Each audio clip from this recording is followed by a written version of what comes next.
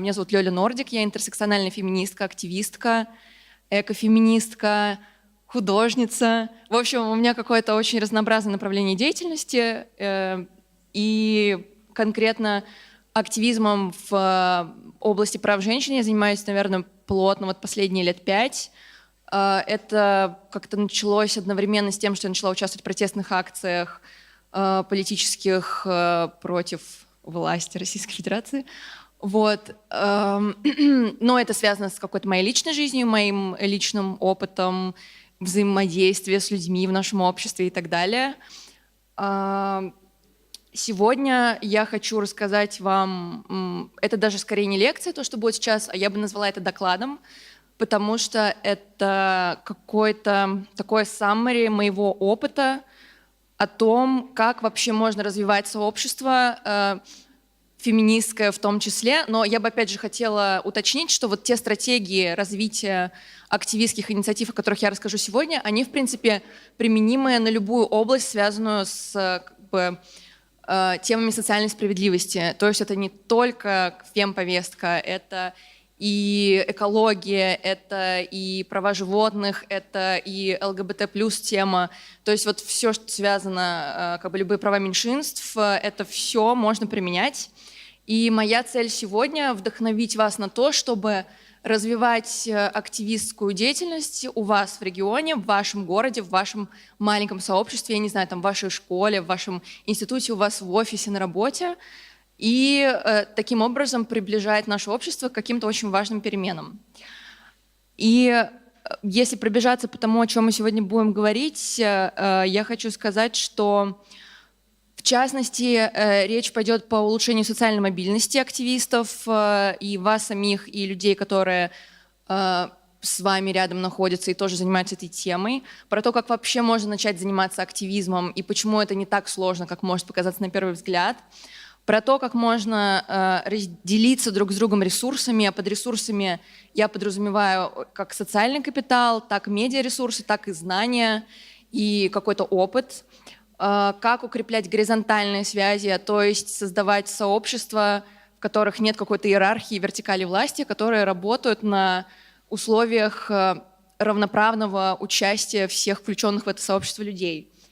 Также расскажу про безопасность в сети, а именно противодействие хейт-спичу, буллингу, травле и так далее. И моя любимая тема про стратегии саботирования институций изнутри для решения различных проблем дискриминации. Вот. И начну я как раз говорить на тему активизма и теории минимального вклада. Еще хочу заранее извиниться, потому что мы провели довольно интенсивные последние несколько дней в Урдаме и ездили на ШИС, и я очень мало спала, и мне кажется, что я просто превратилась немного в какого-то робота и могу забывать какие-то слова или делать какие-то паузы, но, извините, я вот буду стараться по максимуму все четко по плану рассказать, что я хочу. Вот, теория минимального вклада. Есть такой миф о том, что активизм — это какая-то такая вещь, которая требует невероятного вовлечения. Это нужно прямо всю жизнь свою положить на то, чтобы этим заниматься. Нужно обладать какими-то особыми знаниями, ресурсами и экспертным мнением. Этот миф, в частности, поддерживается самими активистами иногда, потому что внутри активистского сообщества существует очень много токсичных конфликтов и взаимоотношений, когда одни активисты считают других активистов недостаточно активными или недостаточно true, или недостаточно искренне себя посвящающими этому делу. Но я очень жестко против, опять же, развития таких иерархий, потому что когда мы говорим, что какой-то из активистов более значимый, а какой-то менее значимый, это все-таки мы опять начинаем действовать в какой-то вертикальной системе отношений, мы выстраиваем иерархии власти, иерархии значимости. Но я бы хотела уточнить, что активизм — это то, чем люди занимаются, это не работа, это, как правило, не то, за что люди получают какой-то доход, это не какая-то обязанность людей, то есть это то, что люди делают, как правило, на чистом энтузиазме, посвящая свое личное время, вкладывая свои личные ресурсы, и то есть это такой бонус для окружающих людей, что человек решил осознанно заняться чем-то, что от него, собственно, никто не требует. И то есть заниматься той работой, которую часто вообще никто другой не делает. И, как правило, опять же, активисты в большинстве случаев получают гораздо больше негатива за свою деятельность, чем какого-то профита в виде каких-то особенных там привилегий или возможностей, или тем более денег. Чаще это больше вложений, больше эмоционального вовлечения, больше психологического давления и еще огромное чувство того, что ты в какой-то момент ощущаешь, что ты должен всем, потому что как только начинаешь заниматься активистской деятельностью, очень часто люди начинают с тебя спрашивать. То есть ты как бы обозначаешь, что ты активистка, и дальше с тебя как будто начинается особый спрос. Люди начинают проецировать вот свое желание решить какие-то проблемы на тебя, и относятся к тебе очень часто как к некому чиновнику, который должен выполнять свою работу и выполняет ее либо не так, как хочется, либо плохо, либо не выполняет. И тут тоже очень важный момент, потому что, опять же, не путайте активистов, не путайте там, себя с чиновниками, которые, например, работают в разных государственных институциях, потому что, да, есть чиновники, которые, в частности, отвечают за наше социальное благополучие, но это в том-то и разница, что это их работа, они получают за это деньги, а деньги эти берутся, собственно, из нашего кармана, потому что мы платим налоги, а из этих налогов чиновники получают деньги. Соответственно, так как мы налогоплательщики, мы имеем полное право спрашивать чиновников за качество их работы. Но активистам никто из нас не платит, соответственно, у нас нет этого этического права требовать от активистов какого-то там большего вовлечения или там спрашивать, почему они занимаются вот этим, не занимаются тем. Но люди, к сожалению, это часто путают, и нужно быть к этому готовым. И опять же, никогда не винить себя, когда кто-то от вас требует больше, чем вы можете сделать.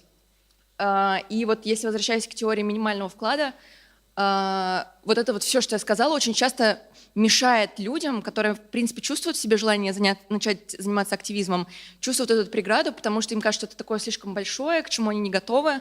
Но на самом деле можно начать с малого.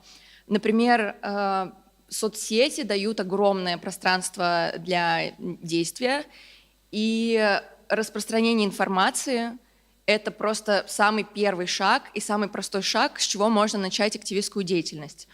То есть репост какой-то важной социально значимой информации, перепосты текстов важных статей или текстов других активистов, которые занимаются написанием текстов на разные важные социальные проблемы, или расшер петиций, каких-то важных новостей и так далее, это тоже ваш маленький вклад в то, чтобы решать социальные проблемы. Потому что у каждого из вас есть своя, даже самая маленькая аудитория, пусть даже, допустим, у вас нет друзей, у вас там только как бы семья, и вы никуда не ходите, и как бы не социально активный человек, тем не менее, все равно, скорее всего, у вас есть соцсети, скорее всего, у вас есть какое-то окружение, и распространяя информацию, вы уже можете охватить каких-то людей, которые без вас бы не обратили внимания на ту или иную проблему и не заинтересовались бы той или иной темой.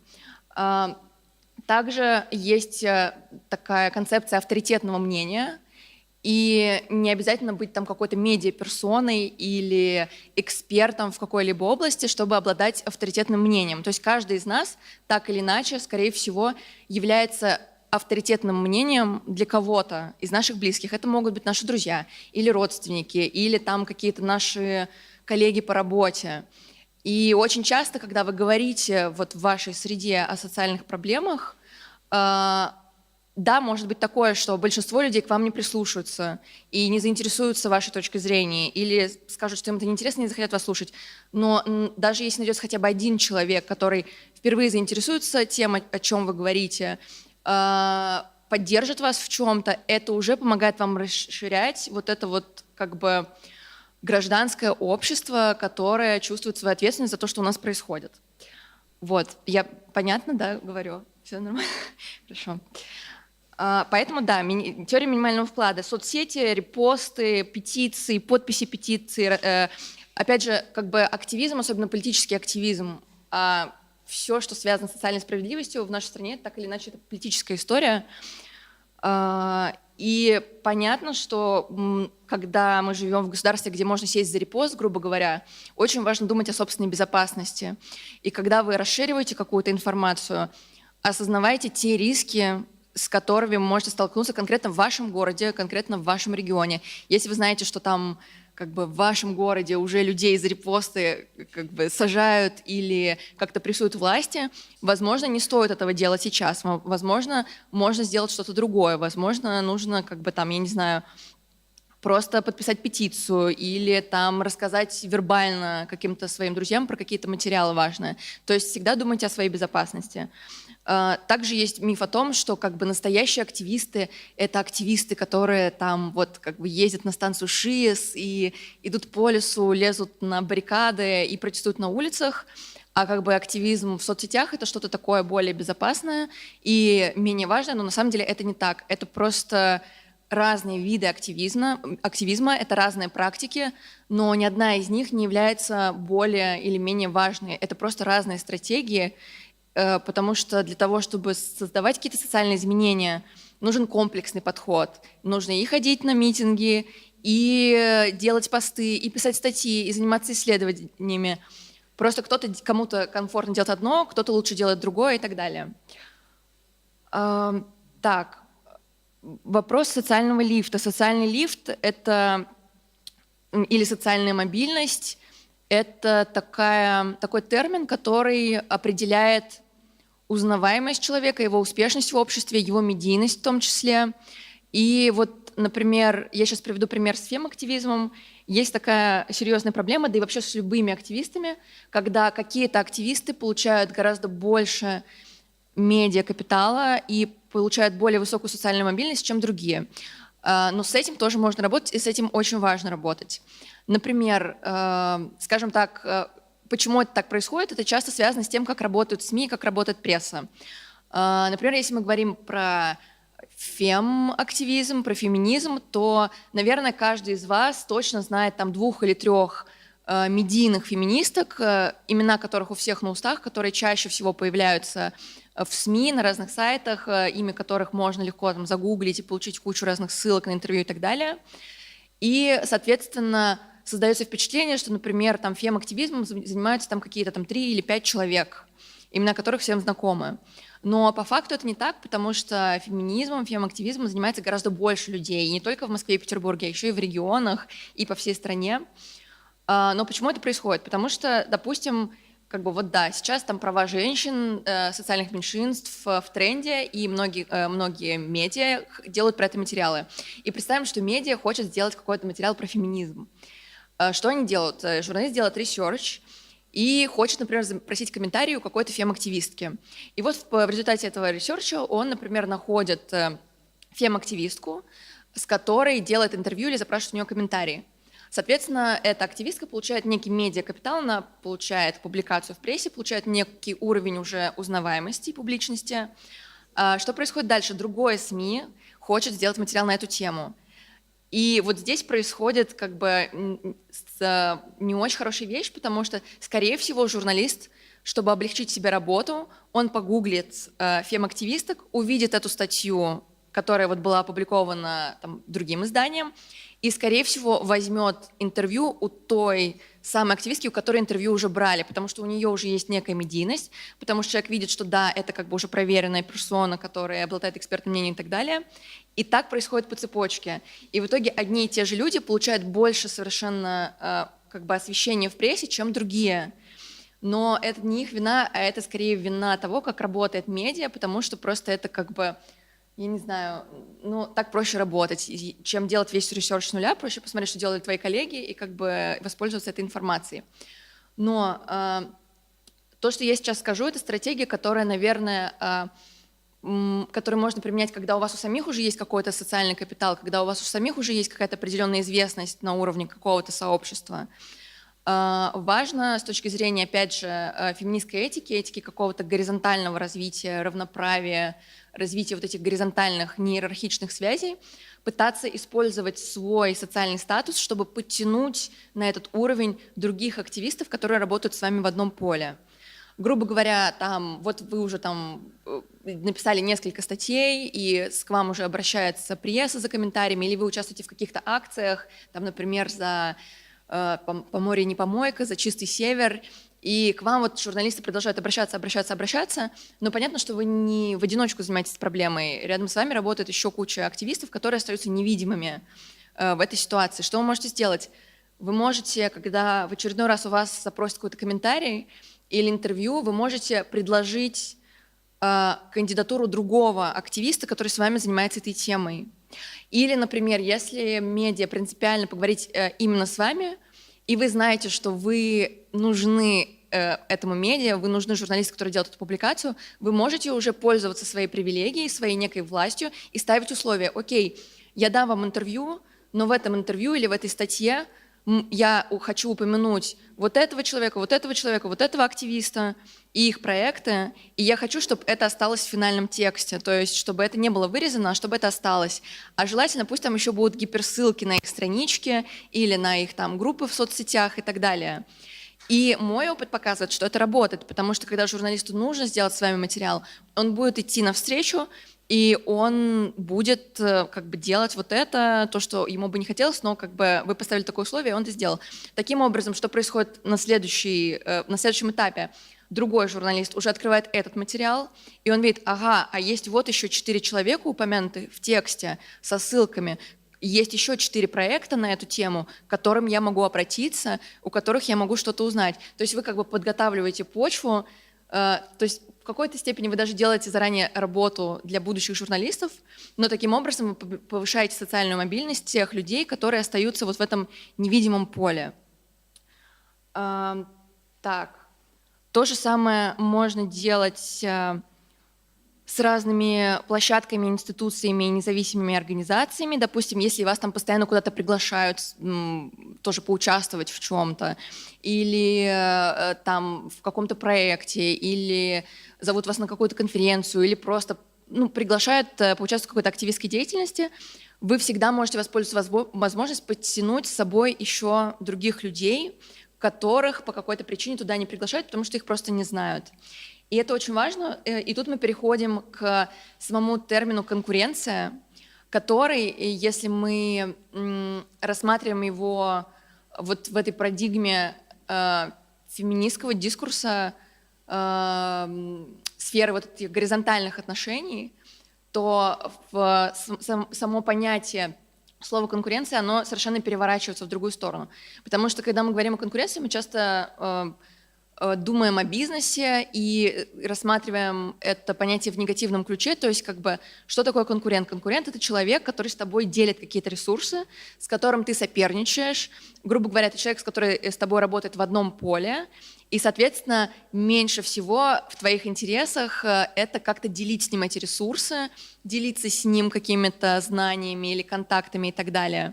Но да, это работает в бизнесе, но это совершенно не работает в сфере активизма и социальной справедливости, потому что когда мы занимаемся активизмом, когда мы занимаемся вопросами социальной справедливости, в наших интересах увеличить количество людей, которые занимаются этой темой.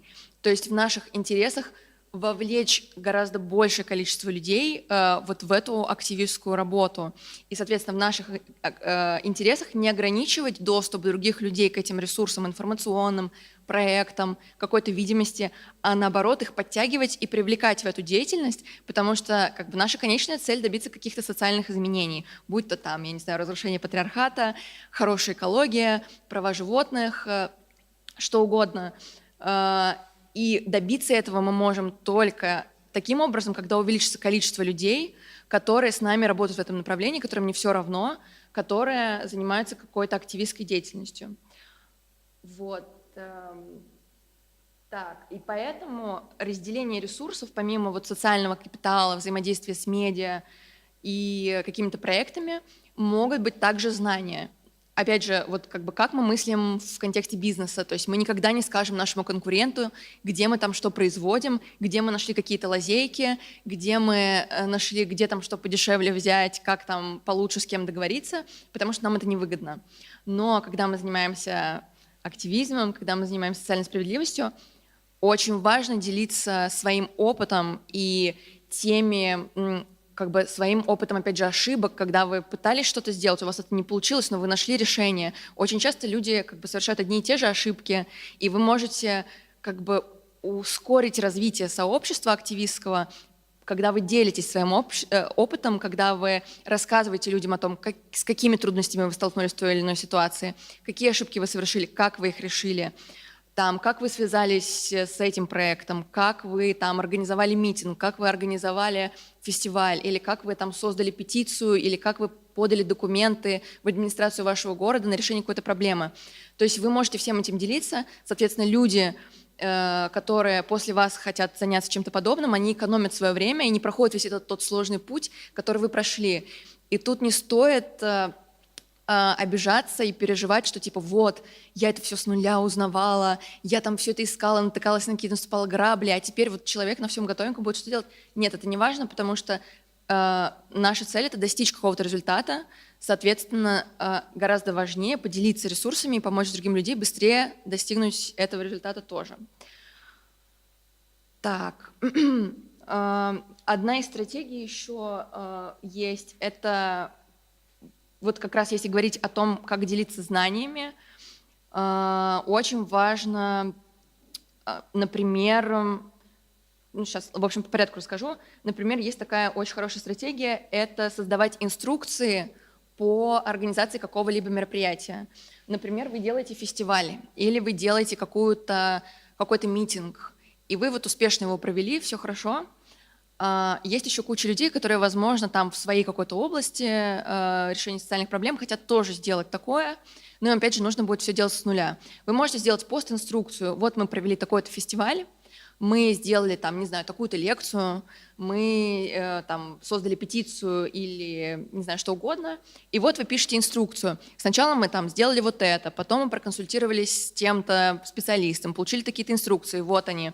Потом, и вот так по пунктам вы делаете готовую инструкцию, которая поможет другим людям сделать аналогичное событие в своей сфере или, опять же, в вашей сфере и так далее.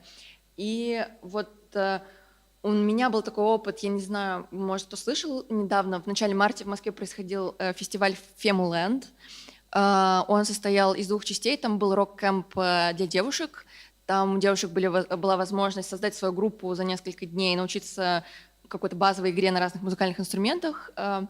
И еще была образовательная часть с разными лекториями и мастер-классами и так далее.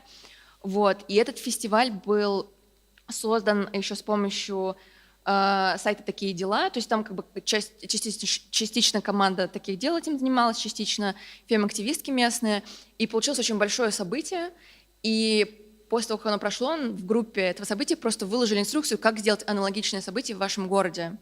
И это очень полезно, потому что, конечно, к сожалению, большинство фестивалей, каких-то таких активностей, они происходят в больших городах типа Москвы и Санкт-Петербурга, а в регионах происходит очень мало всего.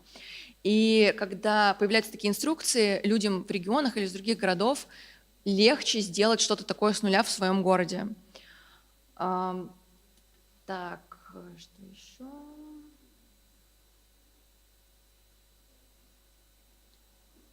Так, чуть позже. Безопасность в интернете. Большинство активистов так или иначе сталкиваются с проблемой буллинга, хейт-спича, то есть языка ненависти и давления в соцсетях, в интернете. К сожалению, это такой вот как бы обратная сторона медали, потому что, ну, опять же, к сожалению, мы живем не в самом благополучном обществе, и любое какое-то проявление социальной активности, оно вызывает определенную волну негатива. Соответственно, когда вы решаете заняться активизмом, вы можете столкнуться с тем, что как бы, вам будут приходить негативные комментарии, вам будут приходить странные сообщения с угрозами от незнакомых людей. Там лично я получаю, не знаю, раз в неделю, раз в 2 недели какие-то странные сообщения с кучей агрессии, с кучей обзывательств, угроз и так далее. И если в первые разы это было просто событие недели, то сейчас я просто уже на автомате делаю скриншоты, баню и все. Вот, кстати, очень важный еще момент, когда вы получаете какие-то угрозы или негативные комментарии, или какие-то видите посты, нелицеприятные о вас или о ваших знакомых, делайте скриншоты. И это очень полезно, потому что, во-первых, с точки зрения вашей безопасности, очень хорошо, когда у вас есть потом, не дай бог, что случится, доказательство того, что вам поступали какие-то угрозы или кто-то против вас высказывал какое-то негативное мнение. Плюс это еще может помочь в дальнейшем каком-то, ну, не знаю, в каких-то разбирательствах, потому что бывает так, что человек пишет кучу гадостей, там, например, про фем-активисток, а потом как бы решает принимать участие в каком-то феминистском мероприятии, и очень удобно поднять эти скриншоты и как бы выйти на прямой контакт с человеком и сказать: а ты можешь объяснить, как вообще сочетается твое желание принять участие в нашем мероприятии с теми высказываниями, которые ты там как бы говорил какое-то время назад. Вот. Также, опять же, например, в Инстаграме есть функция новая — удаление сообщений из переписки. То есть, грубо говоря, если вам кто-то в директ в Инстаграме написал угрозу или какую-то гадость, вы можете не успеть как бы моргнуть, как это сообщение, после того, как вы его прочитали, будет удалено через несколько минут, и вы его уже не увидите. И поэтому важно, если вы действительно получаете какие-то опасные сообщения, делать скриншоты того, что они вам пришли, чтобы потом можно было понять, как бы, кто это писал, чтобы у вас это было сохранено. У меня там, например, на компьютере целая папочка есть с горой скриншотов всяких неприятных вещей, которые мне пишут. Понятно, что 99% это ерунда, но в том плане, что это просто люди, какие-то там тролли в интернете, пишут гадость с фейковых аккаунтов, и ничего потом не будет. Но, например, у меня был опыт нападения, поэтому я понимаю, что мне очень важно как бы контролировать это. Я знаю, что вот у меня есть как бы весь архив того, что мне пишут, потому что если что-то случится, я буду как бы смогу с этим работать. Вот. Опять же, язык ненависти очень сильно психологически давит на людей, особенно на молодых активистов, там, которые только начинают заниматься этой темой, и это очень часто может вообще у вас любое желание отбить, заниматься тем, чем вы хотите заниматься. Например, там под каждым видео про феминизм у местных блогерок находится огромное количество хейтерских комментариев с ужасным содержанием. И там, например, уже там очень известные блогерки там, с огромным количеством подписчиков, они там уже на автомате имеют технологии, как удалять эти комментарии и так далее. Вот. Но когда вы только начинаете заниматься этим, это может очень сильно вас как бы психологически подавить. И тут нужно всегда помнить, что то есть это не должно вас останавливать, потому что это, как бы, это нужно принять как данность, потому что, к сожалению, мы занимаемся активизмом, чтобы изменить это общество, в котором мы живем, изменить общество, в котором хейт-спич, буллинг, харассмент, оскорбление, обзывательство нормально считаются. То есть люди считают нормально, большинство людей, как бы написать про кого-то какую-то гадость. Но мы же как бы занимаемся активизмом, чтобы с этим работать, в том числе, чтобы менять общество и отношение друг к другу. Поэтому, во-первых, я, как и большинство активистов, которые именно работают с соцсетями, советую там, делать скриншоты, банить таких людей, очищать свое пространство от таких комментариев. Никогда не думайте о том, что если вы там удалили какую-то гадость, которую про вас написали, вы ограничите чью-то свободу слова. Нет, как бы все эти разговоры про свободу слова, они выгодны только тем людям, которые пишут эти гадости, потому что они хотят продолжать иметь возможность писать вам гадости. А когда вы их удаляете, они говорят: в смысле свободу слова? Я хочу писать гадости тебе, почему ты не даешь мне это делать? Но как бы все соцсети основаны на том, что у вас как бы свои личные аккаунты, свои личные группы в соцсетях, свои паблики, и вы имеете полное право их модерировать так, как вы хотите. Вы имеете право банить людей, которые вам неприятны. Вы имеете право удалять комментарии, которые вам неприятны. И в этом ничего плохого нет. И вот как, например, я лично раньше считала по-другому, но вот как бы моя подруга Ника вот меня убедила в обратном, я на ее примере поняла, что это действительно так работает, потому что когда ты удаляешь весь этот хейтерский контент, который идет иногда просто какими-то адскими тоннами, ты, опять же, организовываешь комфорт не только себе, но и людям, которые тебя поддерживают. Потому что, когда человек приходит к посту или к какой-то статье и видит там кучу хейта, оскорблений, обзывательств, ему не хочется там ничего писать, ему не хочется там задавать какие-то дополнительные вопросы или как бы какую-то дискуссию конструктивную создавать, потому что человек видит, что тут какие-то набежали тролли, и он понимает, что вот сейчас я что-то запощу, и они как бы начнут и меня хейтить тоже. Соответственно, пространство для диалога как бы с нормальными людьми, с людьми, которые заинтересованы в теме и хотят общаться, он уменьшается, вот эта возможность. Соответственно, модерируйте пространство, и это очень хорошо.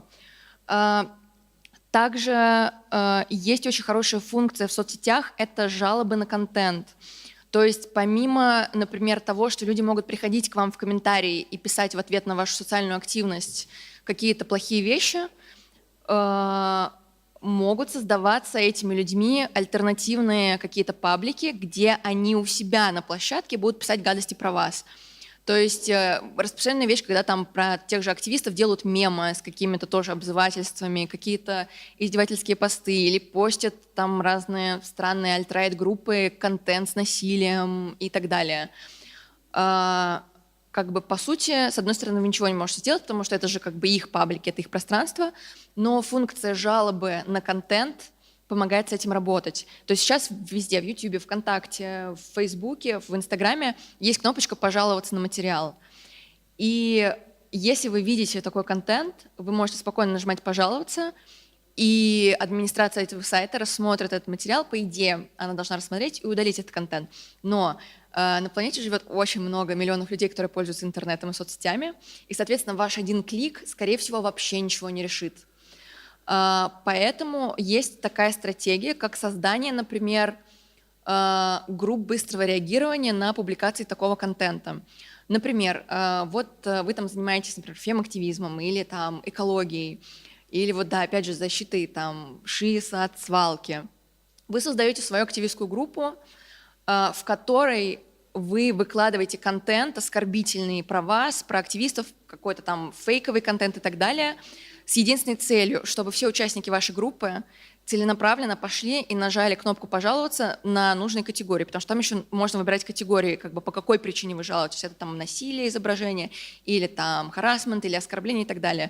То есть вы делаете пост, вот, ребята, тут там, я не знаю, альтрайты выложили про нас какие-то фейковые мемы или там гадости или что-то такое.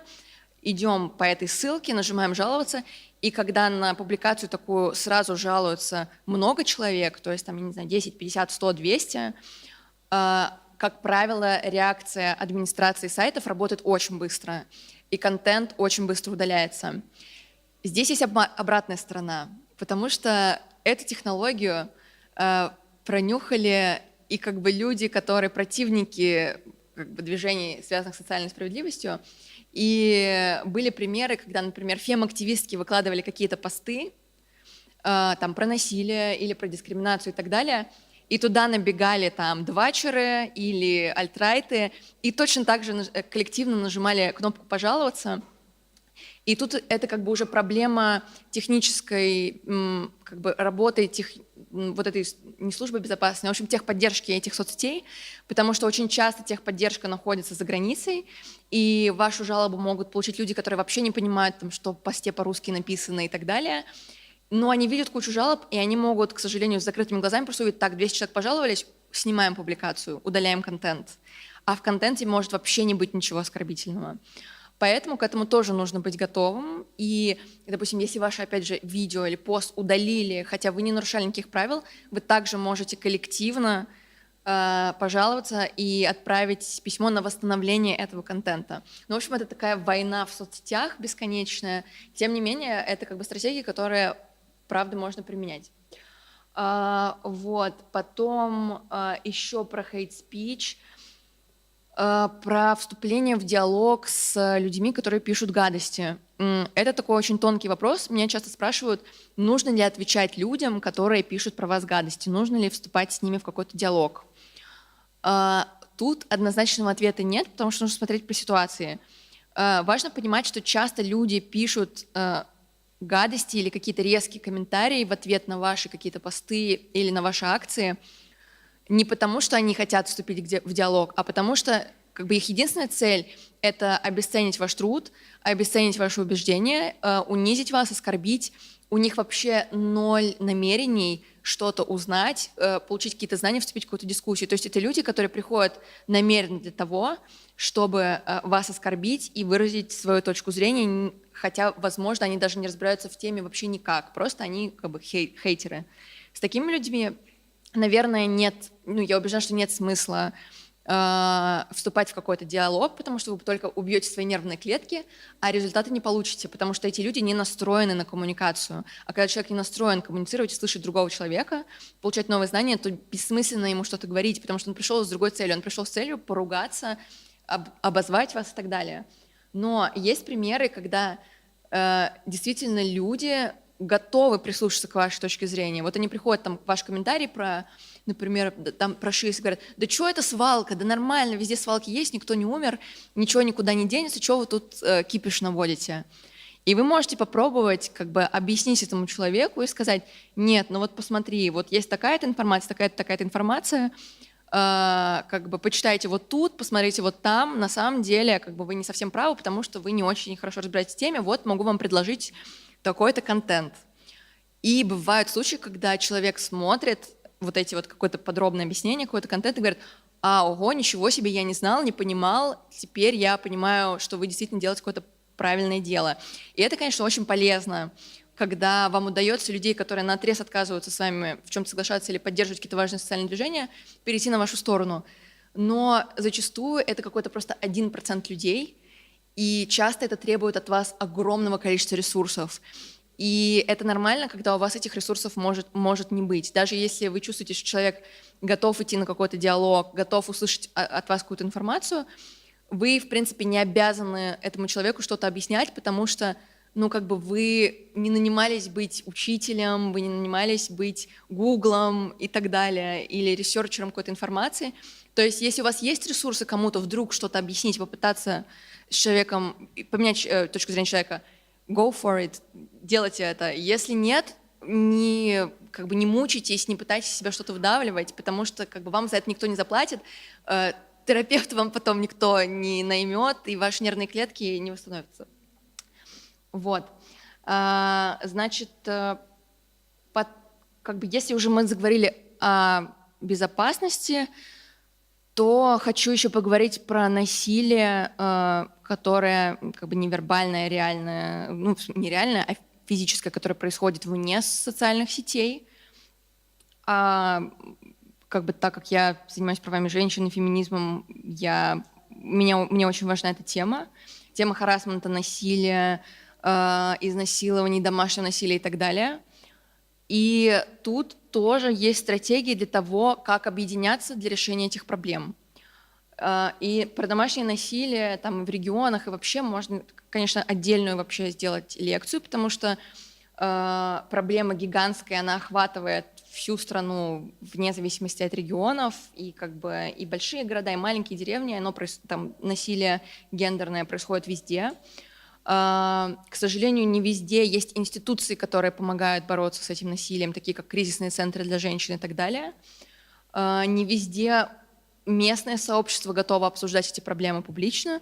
Например, если там в Москве и Петербурге как бы про харассмент люди реально говорят, и там можно кого-то в этом обвинить, там говорить на темы как бы каких-то личных границ и так далее, то, например, вот я приехала в Калининград недавно и поняла, что там как бы люди вообще пока что не готовы, большинство всерьез воспринимает эту тему. То есть, потому что везде общество развивается и сообщество с разной скоростью, у всех как бы свои какие-то есть проблемы, которые находятся в приоритете, а какие-то как бы еще вообще не затронуты. Вот. Но это не значит, что вы не можете взять на себя инициативу, начать говорить о какой-то проблеме, о которой в вашем городе пока что не говорит никто или говорят недостаточно. Например, и что-то сделать с этим. Во-первых, как бы я думаю, я уверена в том, что каждый из присутствующих в этом зале, а точнее у каждого из присутствующих в этом зале есть какой-то круг общения, и в этом кругу, к сожалению, найдется несколько женщин, которые сталкивались с насилием в своей жизни. Это просто статистика, которую никуда не денешь. Вы можете не знать об этом, но, к сожалению, реальность такова, что среди ваших знакомых, родственниц, женщин, так или иначе есть женщины, которые подвергались либо партнерскому насилию, либо домашнему насилию, либо домогательствам сексуальным, либо физическому насилию, что угодно. К сожалению, это происходит со всеми, но мы часто об этом не знаем, потому что в нашем обществе говорить об этом, к сожалению, не считается нормой, потому что не выноси ссор из избы и так далее. женщины, которые решаются рассказать о насилии, которые они пережили, подвергаются осуждению со стороны своих родственников, даже и самых близких людей. И как бы о каком разговоре может идти речь, когда ты не уверен, что даже самые близкие люди тебя будут готовы выслушать и поддержать. Соответственно, это такая тема очень сложная. И реальность, к сожалению, такова, что часто женщины скорее могут получить поддержку у каких-то своих подруг, чем там у своих родителей или у своей семьи и так далее. Какие есть стратегии, чтобы вот на каком-то локальном уровне решать вопрос безопасности, решать проблему домашнего насилия, гендерного насилия? Можно создавать закрытые чаты, закрытые группы быстрого реагирования в соцсетях. То есть, например, грубо говоря, вот у вас есть там подруги, близкие, с которыми вы находитесь в доверительных отношениях и с которыми вы можете свободно обсуждать вот какие-то такие неприятные ситуации, которые с вами случаются.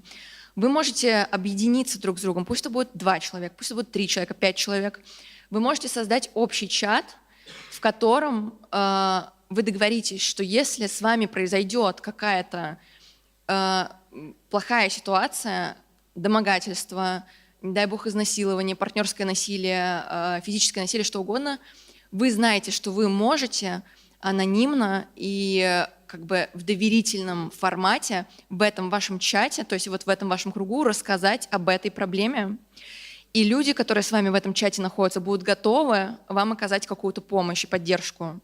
То есть они не осудят вас, они не будут вас спрашивать, почему это случилось с тобой, не будет никакого victim-блейминга. Victim-блейминг, если кто-то не знает, это когда с человеком случается ситуация, когда он подвергается насилию, а другой человек, которому тот об этом рассказывает, начинает спрашивать, а что ты сделал, что с тобой это случилось? А что ты сказала? А что на тебе было надето?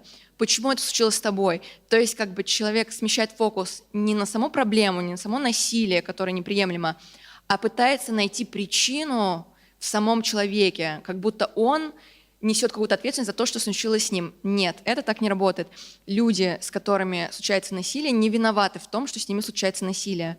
И все разговоры о том, что насилие можно спровоцировать, это ерунда, потому что как бы даже если вы самые ужасные слова говорите человеку, там, собеседнику, даже если вы желаете смерти ему и всем его родственникам и всякое такое, ваш собеседник не имеет никакого права применить против вас физическое насилие. Окей, если коммуникация не строится, если как бы кто-то кому-то хамит или оскорбляет и унижает, другой человек может просто уйти, удалиться из этого разговора, закончить эту коммуникацию и все.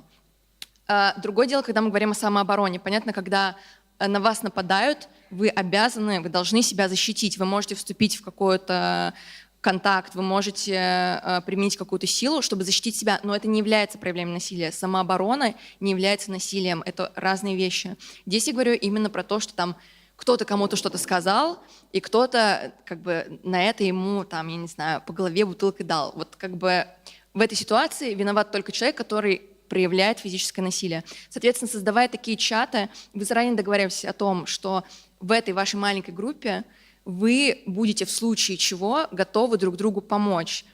Сходить в полицию, просто поговорить, дать временное убежище. Не обязательно все разом, но кто-то из ваших вот этих там 5-3 человек будет готов или по очереди проявить ту нужную поддержку, которую, например, вы не можете получить у себя в семье.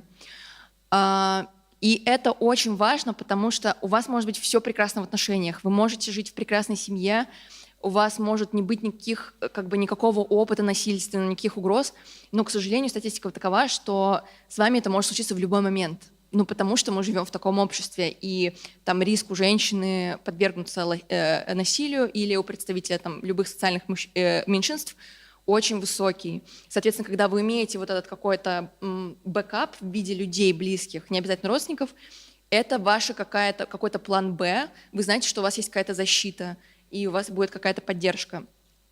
Также по поводу насилия еще что можно делать, это, сейчас скажу, в общем, понять, что на институциональном уровне у вас происходит в вашем городе, в вашем регионе, вообще чтобы получить какую-то социальную помощь. вообще, по идее, в идеальном мире, там в каждом городе должен быть, грубо говоря, кризисный центр, где любой человек, подвергшийся насилию, может получить бесплатную юридическую, психологическую помощь, сопровождение, убежище абсолютно бесплатно, профессионально, без какого-либо обсуждения, без каких-то особенных, там, без документов, без всего. То есть это так работает. Но, к сожалению, у нас количество таких организаций очень маленькое на количество населения. И не в каждом городе вообще есть такие штуки. Я недавно принимала участие в организации такого фестиваля, который проводился 8 марта «Не виновата», фест. Не знаю, может, кто-то из вас слышал о нем. Это была серия концертов независимых музыкантов, которые проходили в 22 городах России и в Минске, где, то есть в каждом из этих городов с 8 по 10 марта проходил благотворительный концерт. Играли местные там инди-группы, инди-музыканты, где-то нет музыкантов, где-то там были лекции и так далее. И там были билеты, платный вход, и все деньги с этих мероприятий шли на помощь местным некоммерческим организациям или кризисным центрам, которые вот оказывают поддержку людям, пережившим насилие. И, соответственно, когда мы искали информацию, а я конкретно занималась тем, чтобы искать информацию по всем городам, где кто в каком городе предоставляет такие услуги, я поняла, что вообще-то все очень плохо, потому что иногда даже в городе может быть такой кризисный центр, но потом оказывается, что у него не работает телефон, или не работает сайт, или там никто не берет трубку, или там оказывают помощь, там, например, только как бы очень в специальных ситуациях, например, только беременным женщинам. Или вообще это оказываются какие-то пролайферские организации, которые, например, там против абортов, или связанные с РПЦ какие-то организации. Опять же, тут хочу сделать важную ремарку. Не все организации, связанные с РПЦ, плохие. Просто есть организации, которые очень часто, вот именно связаны с каким-то религиозным контекстом, например, кризисный центр для женщин при поддержке какого-то там монастыря или центра, когда там ты видишь на сайте, что пострадавшим предоставляется там не помощь психолога, а разговор с батюшкой, например. И зная какие-то, как бы, понятно, что есть огромное количество священников и там служителей церкви, которые жестко против домашнего насилия, которые никогда не будут уговаривать женщину помириться со своим мужем и не вносить ссоры с избы, но, к сожалению, огромное количество есть людей вот в этой структуре, которые, наоборот, вот вы придете туда, и вам как бы этот батюшка будет рассказывать про то, как нужно уметь прощать, и как вообще нужно поддерживать семью и мириться, и никуда не уходить, и вообще как бы работать над домашним очагом, чтобы все было мирно и так далее. Вот. Поэтому что важно делать? Важно, еще есть такая проблема, что да, кризисные центры есть, и есть хорошие, но большинство женщин не знает про них вообще. То есть вот как бы человек попадает в ситуацию домашнего насилия, попадает в какую-то неприятную историю, и не знает вообще, что у него есть возможность куда-то обратиться, получить бесплатную помощь. Вообще, как бы сколько я не спрашиваю людей, большинство не знает о такой опции, просто не знает, что она существует. И в идеале, опять же, в идеальном мире информация о кризисных центрах, о том, что делать, как бы, если вы пережили насилие, такие памятки должны висеть везде, в больницах, во всяких социальных учреждениях, на почте, я не знаю, в поликлинике, в женских консультациях. Но, естественно, этого не происходит, потому что нашему государству это вообще не интересно. Но вы можете это изменить. Вы можете, например, посмотреть, так, вот что у нас там в Сыктывкаре, например, есть у нас вообще такой кризисный центр для женщин? Оказывает ли у нас кто-нибудь психологическую бесплатную помощь или юридическую бесплатную помощь людям, пережившим насилие? Или, в принципе, активистам, занимающимся политической деятельностью, или ЛГБТ-персонам, которые оказались в сложной ситуации, им нужна какая-то поддержка юридическая, психологическая, что угодно. Есть это или нет? Вы начинаете гуглить, вы начинаете искать, вы начинаете проверять, скринить эти организации, то есть как бы заходить на сайт, если сайта нет, звонить, узнавать, какую помощь они оказывают, понимать, как бы, действительно ли этим организациям можно доверять или нет. И, соответственно, на основе найденной информации ничто не мешает вам сделать памятку по вашему городу. Например, вот в городе Сыктывкаре, если с вами случается такое, вы можете получить бесплатную юридическую, психологическую помощь вот там, вот там, вот там. Это проверенные организации, там помогают бесплатно и так далее. И распространять ее в соцсетях. Или распечатать и повесить ее в вашем, там, я не знаю, офисе или в вузе, если есть такая возможность, если вас там разрешила администрация. Или, например, поговорить с администрацией и предложить повесить такую памятку. и это уже будет реальная помощь. Эту информацию увидят какие-то люди впервые и, возможно, обратятся за этой помощью и получат реальный результат. Я немного погуглила про Сыктывкар и обнаружила, что есть вот... Я сразу скажу, что я плохо гуглила, можно было гуглить лучше, и, возможно, что-то еще есть, но я нашла только одну организацию, которая называется «Центр по предоставлению государственных услуг в сфере социальной защиты населения города Сыктывкара». То есть это уже такой общий центр, потому что социальная защита – это вообще там, как бы, это и жилье, это вообще далеко не в первую очередь как бы, домашнее насилие. Очень часто в таких центрах вообще опции там, какого-то защиты от домашнего насилия часто не бывает. Вот. Но тем не менее, и опять же часто вот как бы такой центр – это государственный центр, и, к сожалению, в государственных центрах очень редко можно получить какую-то компетентную помощь и реальную поддержку. То есть самая лучшая поддержка чаще оказывается в некоммерческих организациях, в НКО, то есть в независимых кризисных центрах, в независимых фондах, которые на своем энтузиазме создают организации с профессионалами и помогают людям в сложных ситуациях. В государственных центрах можно часто наткнуться на неработающие телефоны, на некачественные услуги, на victim blaming тот же, на что угодно. Поэтому важно, вот как я делала, например, в случае с фестивалем «Не виновата», я звонила во все эти как бы, кризисные центры, мне помогали еще другие организаторы, мы звонили, узнавали, а как вы работаете с жертвой насилия, а есть у вас убежище, а почему у вас не работает телефон, а почему у вас не работает сайт, а что вы делаете там, если, например, женщина хочет сделать аборт, вы как бы за или против, вы ее отговариваете или вы ей даете реальную помощь. То есть и вот такие тонкости. Можно сделать такую работу, если она у вас не сделана. Я понимаю, что как бы, в вашем городе особенный, может быть, я не права, если кто-то хочет дополнить, можете сказать. Но вот я не увидела, что есть вот какая-то информация по именно помощи в случае насилия. Соответственно, вы можете как бы такое, начать вот эту тему поднимать. Также, вот, например... Ой, сейчас, одну секундочку. Так. Вот, опять же, допустим, вы нашли, да, организацию, и вы поняли, что там, в принципе, работают профессионалы, которые готовы помогать и так далее, вы можете уточнить, а почему у них не работает сайт? Может быть, у них нет человека, который может сделать этот сайт, но, может быть, среди ваших друзей-активистов есть человек, который готов сделать этот сайт бесплатно или за маленькие деньги, или там, почему не работает телефон? Может быть, нет денег на то, чтобы обеспечить человека, который будет как бы на этой горячей линии сидеть и принимать звонки от пострадавших людей. Может быть, стоит устроить общественную кампанию, я не знаю, краудфандинг, и собрать деньги на то, чтобы как бы собрать средства на работу такого человека, который бы сидел на этой горячей линии и отвечал на звонки. То есть вы можете уже с реальными организациями работать и помогать как активисты их улучшению на волонтерской основе какой-то, или, возможно, вам даже, там, я не знаю, предложат какую-то минимальную сумму, или вы можете собрать краудфандинг. То есть вариантов масса, надо только начать копать и что-то решать. Вот. Да, я еще нашла тут ближайшие центры, вот, например, есть социальный центр в Кирове, там не работает сайт и не работает телефон вообще. То есть непонятно, как там получить помощь людям, прийти стучаться к ним в дверь или что, неясно. Нашла еще Центр социальной помощи семье и детям города Ухты.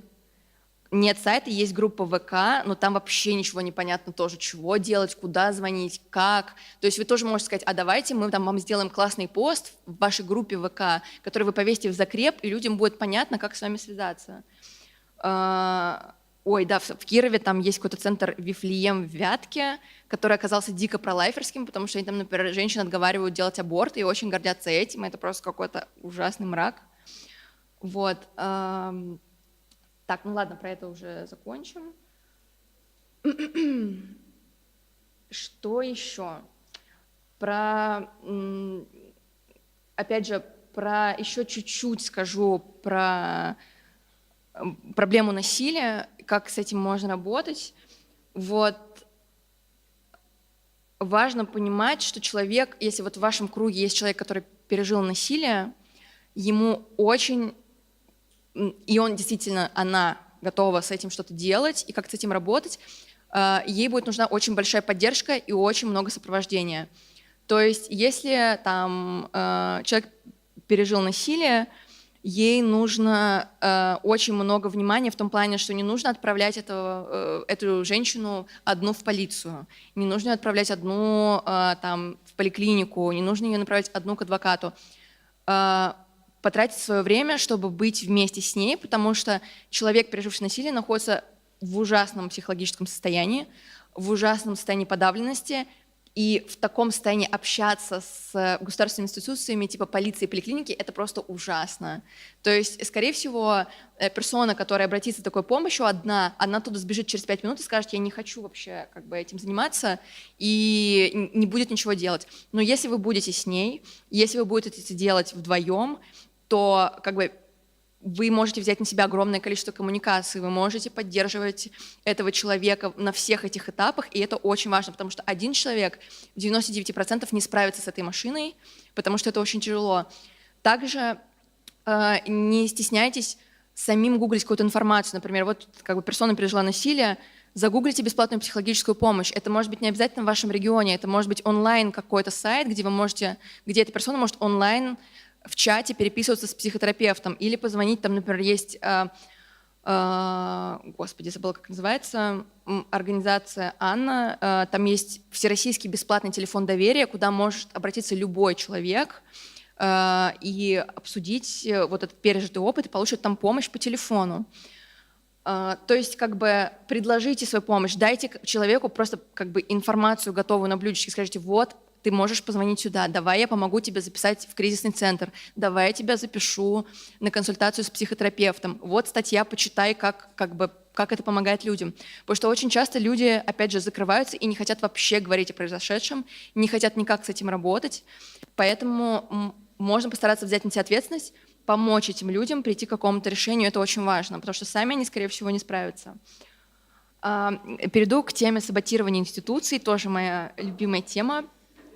Да. Сайт «Насилию нет». Во-первых, это очень хороший сайт, на котором есть очень много информации с бесплатными номерами горячих линий межрегиональными. Там есть также такая карта помощи. В этой карте вы можете вбить свой город и посмотреть список организаций, которые в вашем городе предоставляют такие услуги. Но тут тоже нужно быть внимательными, потому что, собирая эту информацию, там не было возможности точно проверить все организации. Например, я тоже оттуда брала информацию и потом понимала, что какие-то центры там указаны, они не очень компетентные, или информация устарела, или сайт не работает и так далее. То есть можно просто гуглить, там, например, кризисный центр Сыктывкар, помощь пережившим насилие Сыктывкар, бесплатная психологическая помощь Сыктывкар, и искать такую информацию. Опять же, вот есть несколько таких крупных номеров на сайте насилию.нет, вы можете их найти, межрегиональных, всероссийских, бесплатных, куда можно позвонить, и там вас сориентируют, где вы в вашем городе можете найти помощь. В Москве есть «Сестры», наверное, самая известная организация. «Сестры». Вот. Но «Сестры» работают больше не с домашним насилием, а с сексуальным насилием. Но, опять же, если вы туда позвоните, вас никто не выгонит и не скажет вам: мы тут с таким не работаем. Вам дадут информацию, которая к вашему случаю подходит. Вот. Потом есть вот эта всероссийская горячая линия при центре «Анна», куда тоже можно обратиться с любыми вопросами. Я сотрудничала много с кризисным центром для женщин в Петербурге, кризисный центр «Инго». Я сама туда обращалась за помощью, и у них нет убежища, а убежище — это тоже важная такая функция, которая очень мало у кого есть. Убежище — это когда женщина не может больше оставаться, ну, например, она живет с партнером, это ее муж или там бойфренд, или член семьи, и она не может больше оставаться дома, потому что ее в любой момент могут как бы там избить до смерти или убить и так далее. И, соответственно, организации предоставляют временное убежище для таких женщин, часто для женщин с детьми, чтобы как бы, ну, собственно, спасти их жизнь. Но, к сожалению, таких шелтеров очень мало в России, гораздо меньше, чем должно бы быть, но часто еще волонтеры в конкретных ситуациях ищут возможность, кто-то кого-то к себе там селит на время. То есть это всегда тоже, если вы обращаетесь в организацию, вы можете найти такую помощь. Да, хорошо. Саботирование институций. Это про то, как можно разные институции изнутри пытаться менять. То есть, находясь внутри системы, пытаться менять эту систему. Например, как бы понятно, что все мы живем какой-то системе, в нашем государстве, правила которого мы должны соблюдать, законы. Но также есть более маленькие системы, например, наша работа, там организации, в которых мы работаем, или институт, где мы учимся, или школа, где мы учимся. И, естественно, вопросы социальной несправедливости касаются всех этих организаций. И, например, если в вашей школе может быть проблема буллинга, например, там как бы одни люди булят других людей или происходит какое-то насилие, в вашем офисе может быть проблема харассмента или там сексистских шуток, или неравная оплата труда, например. Или там в вашей организации тоже может быть какая-то небезопасная история, когда как бы происходят какие-то конфликты, какое-то психологическое давление и так далее. Вы можете пытаться это менять изнутри. Соответственно, есть некоторые стратегии. Во-первых, опять же, если говорить о буллинге, а в школах это очень большая проблема. Я не знаю, сколько здесь есть людей, которые как-то связаны со школами, но, например, могут быть там ваши братья и сестры могут учиться в школах, и там может происходить буллинг, или могут быть ваши дети. Соответственно, с этим можно как-то работать, а именно в первую очередь поднимать эти вопросы на уровне администрации. То есть если вы знаете, что там в школе происходит буллинг, и кто-то из студентов подвергается буллингу, очень важно начать об этом говорить на уровне администрации, потому что на уровне отношений между студентами, то есть между учениками, это решить практически невозможно. То есть в это должны вовлекаться родители, в это должны вовлекаться учителя. И, например, если вы... Я все время, как бы, у меня очень много подписчиков, которые еще учатся в школе, поэтому я часто все время говорю, если в вашей школе что-то происходит, вот, то есть, да, если как бы у вас что-то происходит, вы видите, что происходит буллинг, какое-то насилие, вы должны обратиться к учителям и к родителям и начать поднимать эту тему на административном уровне, чтобы ее решить. Если, например, в вашей компании происходит харассмент или там неравная оплата труда, вы также можете объединиться с другими людьми, которых не устраивает эта проблема, которые согласны с тем, что эта проблема происходит, и создать некую инициативную группу и начать говорить об этой проблеме. Начать говорить об этой проблеме на каких-то на собраниях ваших коллегиальных.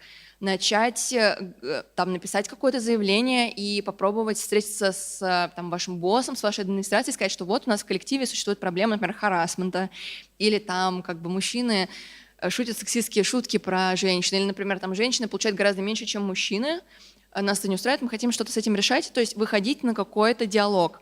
Очень сложно это делать в одиночку, потому что, опять же, реалии такие, что вот вы придете к своему боссу и скажете, у нас тут женщины и мужчины получают разные зарплаты на одних и тех же должностях, давайте что-то с этим делать. И ваш босс скажет, пока, можешь идти искать работу куда-то в другое место. Вот. Но, опять же, тут важно понимать свое положение в компании или на работе, важно понимать, есть ли у вас поддержка со стороны других людей, и если, допустим, вы являетесь там ценным сотрудником, вы там не курьер, которого можно легко заменить, или там не секретарь, а занимаете какую-то важную более-менее должность, то есть вас в компании ценят, или если у вас есть еще несколько человек, которые также работают, и которые согласны с вами, что есть какая-то проблема дискриминации, неравенства и социальной несправедливости, вы можете объединиться с ними, и вы можете создать как бы инициативную группу, чтобы решать эти проблемы на уровне тоже администрации и так далее. Но можно, например, начать с простого, не обязательно там как бы требовать сразу, например, увольнения каких-то сотрудников за непристойное поведение, за харассмент или как бы какой-то абьюз. Можно, например, придумать и в каких-то пространствах социализации, то есть там на кухне или в общем пространстве в вашем офисе, договориться о том, что вы повесите какую-то памятку. Почему там, я не знаю, шутить как бы сексистские шутки нехорошо в коллективе, почему как бы это неприемлемо, про какую-то культуру общения, что-то такое. То есть вы можете образовывать свой коллектив, вы можете заниматься просвещением, распространять какую-то информацию. Опять же, ничто не мешает вам, надеюсь, не мешает, но можно попробовать разместить на работе, там, например, я не знаю, в женском туалете памятку, опять же, о том, что делать в ситуации там, насилия в семье или там, в партнерских отношениях, куда обратиться за помощью. То есть вы можете как бы по своим мини-сообществам распространять полезную информацию и таким образом пытаться что-то поменять. В плане образования очень хороший пример саботирования институции – это проект Высшая школа равноправия. Я не знаю, кто-нибудь слышал про это или нет.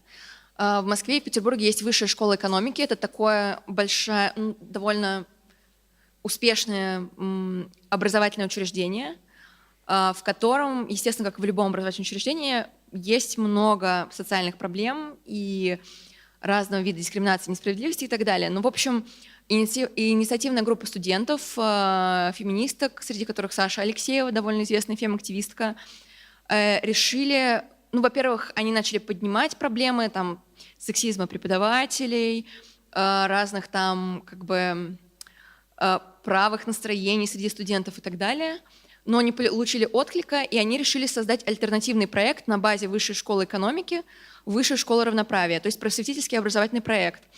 Он происходил в таком формате, то, что это инициативная группа студентов, они просто на базе университета, как общественная организация, создавали лектории на тему равных прав, прав человека, социальной справедливости и так далее. То есть просто образовательные лекции, мастер-классы, дискуссии, где они обсуждали и проблемы конкретно, которые происходят в пределах этого института, и какие-то просто общие социальные проблемы. И таким образом как бы очень многое начало меняться в самой институции, потому что когда все больше студентов начали вовлекаться в деятельность вот этой Высшей школы равноправия, опять же, коллективно начали студенты протестовать просто против каких-то несправедливостей, которые есть в институции. И уже когда появилась какая-то организация, администрация не могла уже игнорировать это, потому что, например, да, там происходит какой-то скандал, связанный с сексизмом, Высшая школа равноправия делает про это какой-то там пост или встречу или лекцию. Это очень быстро проникает в прессу, в прессе начинается какая-то шумиха, и уже администрации как бы некомфортно от того, что какие-то проблемы выносятся за пределы институции. Соответственно, администрация становится более заинтересованной в том, чтобы проблемы начинать как-то решать. Конечно, это сложно, конечно, в нашем обществе все это вызывает очень часто протесты, отторжения, но тем не менее какие-то подвижки происходят и какие-то изменения происходят. То есть становится деятельность институции более прозрачной, появляются опции у людей, которые подвергаются дискриминации или какой-то несправедливости, появляется опция обратиться куда-то и решить эту проблему, потому что в одиночку что-либо решать вообще очень сложно, связанное с социальной справедливостью. Вот, соответственно, вы можете создавать на базе любой институции, с которой вы как-то связаны, инициативные группы на любую тему: экология, не знаю, раздельный сбор мусора, равная оплата труда, что угодно.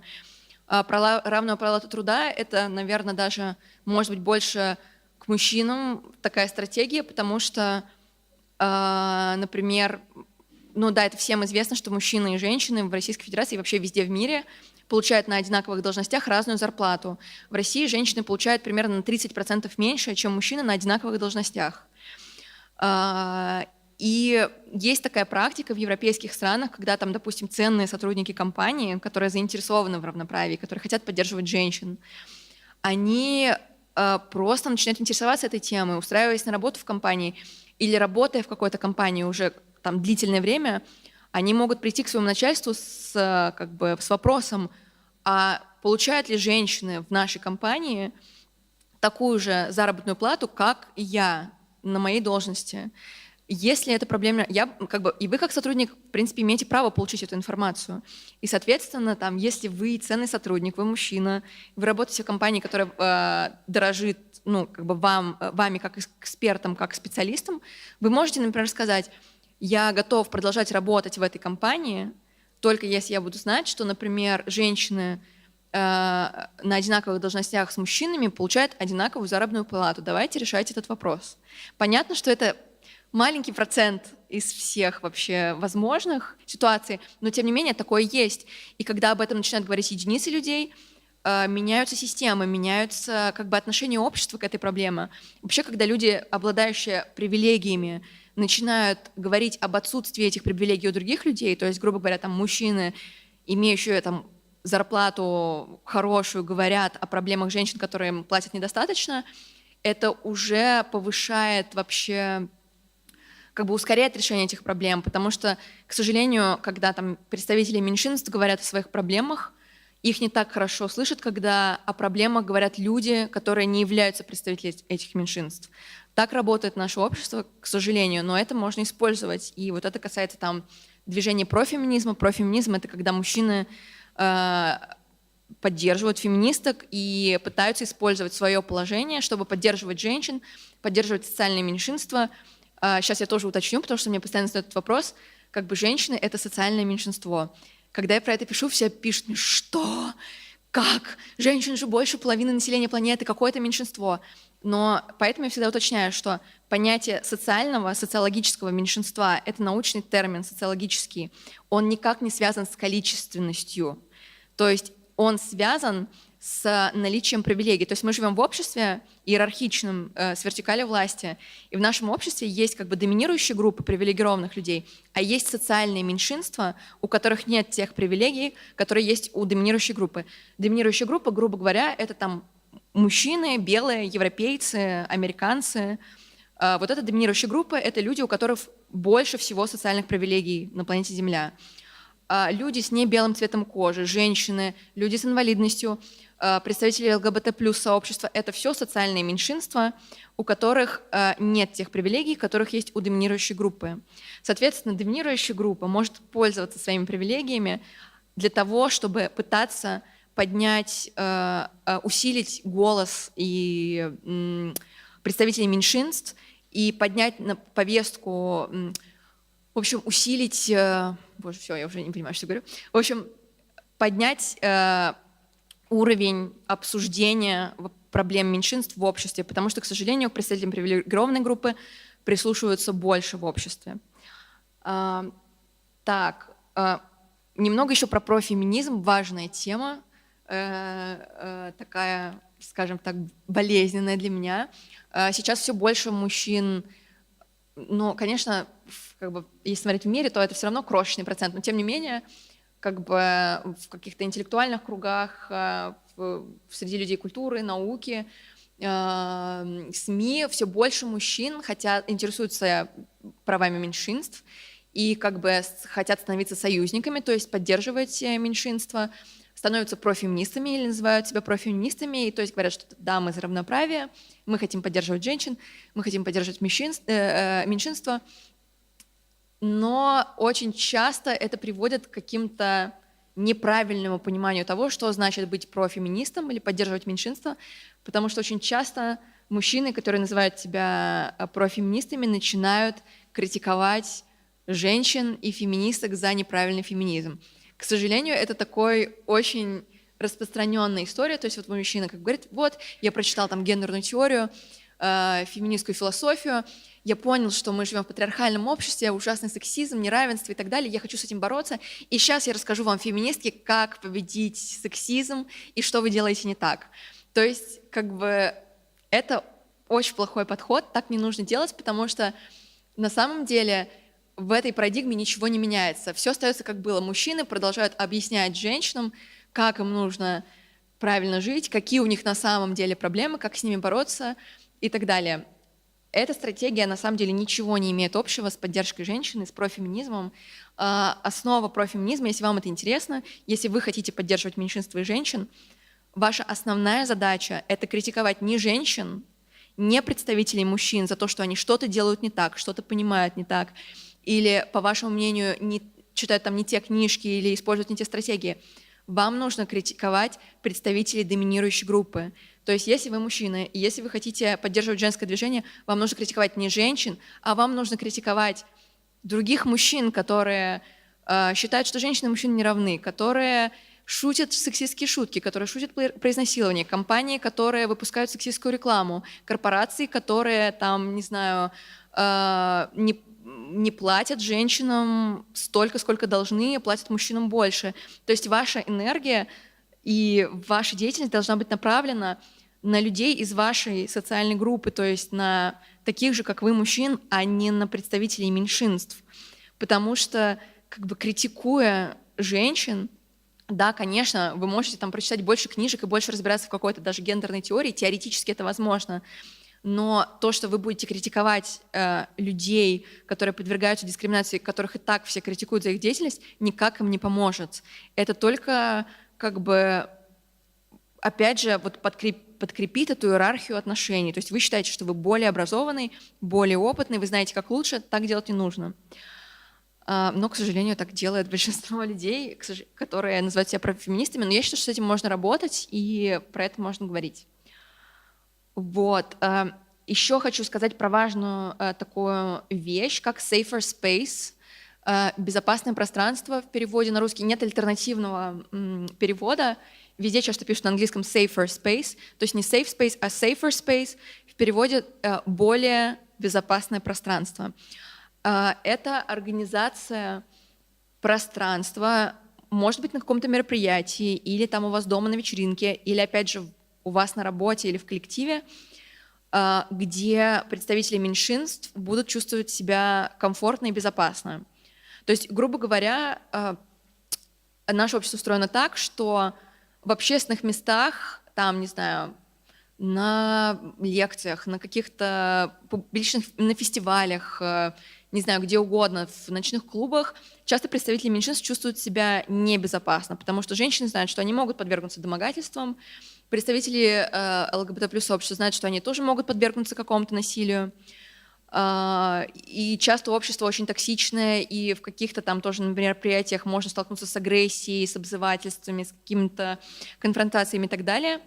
Но чтобы как бы научить общество взаимодействовать по-другому, уважать друг друга, слушать друг друга, создавать пространство свободной от дискриминации, создаются искусственные safer space, более безопасное пространство. Как они создаются? Это, представьте себе, что вы делаете, например, вечеринку или маленький фестиваль, или кинопоказ, и вы хотите сделать это мероприятие safer space. Что это значит? Это значит, что вы хотите, чтобы все люди, которые пришли туда, чувствовали себя комфортно, чтобы на площадке вашего мероприятия не было никакой дискриминации, никаких оскорблений, никакого харассмента, никаких ненужных контактов, никаких ненужных прикосновений и так далее. И вы можете сказать, мы хотим сделать safer space мероприятие, а это значит, что все люди, которые приходят на наше мероприятие, они должны ознакомиться с правилом поведения на этом мероприятии. И вы просто делаете список о том, что на нашем мероприятии там, например, запрещено фотографировать людей без разрешения, запрещено там, например, прикасаться к людям, если они как бы не хотят этого, без спроса и так далее. Запрещено как бы там осуждать людей за их внешний вид, за вероисповедание, я не знаю, за их сексуальную ориентацию, за их политические взгляды и так далее. Например, в пространстве мероприятия там не приветствуются никакие там ультраправые взгляды и так далее. Ну вот что-то такое. То есть и вы говорите о том, что вот если, например, на мероприятии произойдут такие конфликты, или кто-то из участников нарушит, как бы кого-то начнет обзывать или вести себя как-то некорректно, будет какая-то агрессия, этот человек будет организаторами мероприятия удален из пространства этого мероприятия. Для чего такие мероприятия важны? Они в первую очередь важны для самых незащищенных представителей общества. Наверное, в России сейчас это как раз вот представители ЛГБТ+ сообщества, потому что особенно, я не знаю, даже, возможно, трансперсоны, потому что количество агрессии, которое получают представители ЛГБТ-сообщества и трансперсоны, оно ужасно высокое, и происходит, как мы все знаем, реальное насилие, что происходит там, например, на Северном Кавказе, что происходит в Чечне сейчас, это реальное убийство, преследование и так далее. Соответственно, создание безопасных пространств для самых незащищенных слоев населения, это очень важно, потому что важно, чтобы люди могли собираться вместе, где они знают, что туда не попадут лишние люди, туда не попадут какие-то люди, которые могут проявлять агрессию. Хотя, опять же, почему safer space, а не safe space? Потому что мы никогда не можем гарантировать, что в этом пространстве не случится каких-то провокаций. Но как минимум мы говорим о том, что мы как организаторы будем уделять самое пристальное внимание тому, чтобы обеспечить безопасность на этом мероприятии. Неважно, вечеринка, кинопоказ, фестиваль, лекция, что угодно. Мы уделяем максимум внимания тому, чтобы странные как бы, люди, там, может быть, которые не разделяют вашу точку зрения или настроены на какие-то провокации, не прошли на это мероприятие, чтобы никто не пронес какое-то оружие на это мероприятие. Мы уделим внимание тому, что если какой-то человек будет вести себя неадекватно на этом мероприятии, мы сделаем так, чтобы он тут же покинул это помещение и чтобы все участники остались в безопасности. Это очень полезно. Один из примеров, скандальный пример, который сейчас произошел в Петербурге несколько месяцев назад, это кафе «Симона». Может быть, вы слышали про него, потому что про это были все новости. Это male-free кафе в Санкт-Петербурге. Поднимите руки, кто слышал про male-free кафе. Многие слышали, и это моя прямо просто боль отдельная, потому что, ну, во-первых, male-free кафе было создано на базе пространства «Ребра Евы». Это, наверное, единственное, мне кажется, пожалуй, феминистское пространство в России. То есть это пространство, которое создано феминистками для феминисток в первую очередь, куда можно прийти, там поработать, как коворкинг, что-то сделать, там есть швейная машинка, можно что-то сшить, там есть Wi-Fi бесплатный, там можно попить кофе и так далее. В общем, на базе пространства «Ребра Евы» сделали male-free кафе. По сути, это не какое-то отдельное кафе, это просто уголок в пространстве «Ребра Евы», где появилась кофемашина, возможность как бы заказать кофе, что-то поесть, какой-то веганской еды и так далее. И был создан режим работы этого кафе, то есть в определенные часы, в утренние и дневные часы, это кафе открыто только для женщин, небинарных людей, трансперсон. То есть это кафе закрыто для цисгендерных мужчин. Цисгетеромужчин. В общем, и, естественно, это повело за собой шквал негатива в прессе, в СМИ. Все начали писать про обратную дискриминацию, про то, что как это кафе, куда не пускают мужчин, почему этого не должно быть, это какой-то ужас. Но, опять же, это кафе и этот проект Male Free — это safer space пространство. И safer space пространства часто создаются, они есть в куче стран Европы, в куче цивилизованных стран, в Америке, male-free пространства. Для чего они создаются? То есть ошибка думать, что они создаются злыми феминистками, чтобы ущемить мужчин и не дать им попасть в какое-то очень важное тайное место. Нет. Это вообще не про то, чтобы кого-то куда-то не пустить. Это про то, чтобы создать пространство для людей, которые не будут себя чувствовать безопасно нигде, кроме этого места. Такие male-free пространства, запрос на такие male-free пространства в большинстве случаев есть у людей, которые, во-первых, сталкивались с насилием со стороны мужчин, физическим, сексуальным, партнерским насилием. Это пространство очень часто, запрос на такое пространство есть у транс-людей, которые могут не чувствовать себя как бы в силу своей репрезентации, в силу того, как они выглядят, в силу своей идентичности, они не могут себя чувствовать нигде безопасно в любом другом кафе в городе, которых тысячи. А здесь человек знает, что он придет в это кафе, где будут люди, которые разделяют его убеждения, его или ее убеждения, которые, скорее всего, там, разделяют идеи интерсекциональности, феминизма, равноправия и так далее. Соответственно, это одно, вот, грубо говоря, единственное место в городе, в Петербурге, там, в других странах, там, на город может быть несколько таких, куда представители меньшинств могут прийти, зная, что на них там никто не будет косо смотреть, к ним никто не будет приставать, никто со странными вопросами, никто не будет над ними смеяться, никто не будет пытаться на них напасть и так далее. Хотя все равно этот страх сохраняется, потому что ты никогда не можешь организовать полностью безопасное пространство. Но тем не менее, это просто место, где люди, которые подвергаются ежедневно очень сильному давлению, которым страшно выходить в публичные места, могут почувствовать себя в кругу единомышленников в безопасном пространстве. Поэтому, но, к сожалению, естественно, большинство людей, которые пишут про это, они вообще не понимают, что это такое, что такое safer space, что такое male-free, кому это нужно. И, не разбираясь в теме, пишут про то, что это дискриминация, и про то, что тут как бы сделали пространство, чтобы ущемить мужчин. Нет, извините, это вообще не про мужчин. И как бы если уж там все это довести до абсурда, никто не мешает мужчинам сделать безопасное пространство для себя, куда никто не сможет ходить, кроме белых цисгетеромужчин. И, кстати говоря, вообще-то существуют мужские клубы. И существуют там мужские барбершопы и так далее. И почему-то никто, когда такое появляется, про это не говорит и так далее. Вот.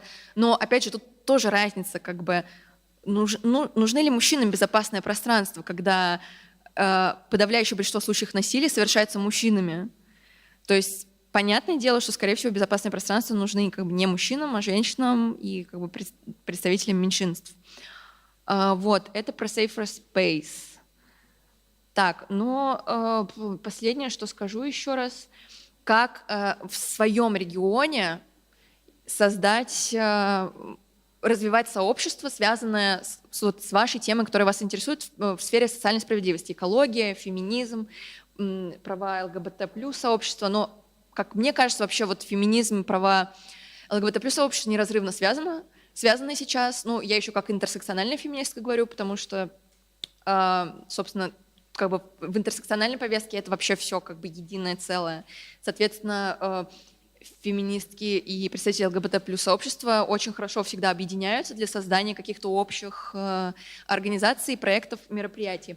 Но неважно, есть еще куча других сфер. Есть экология, есть права там, мигрантов, есть права животных, есть, я не знаю, веганство, есть куча движений социальной справедливости, которые требуют развития сообщества, которые требуют свои пространства, мероприятия и так далее.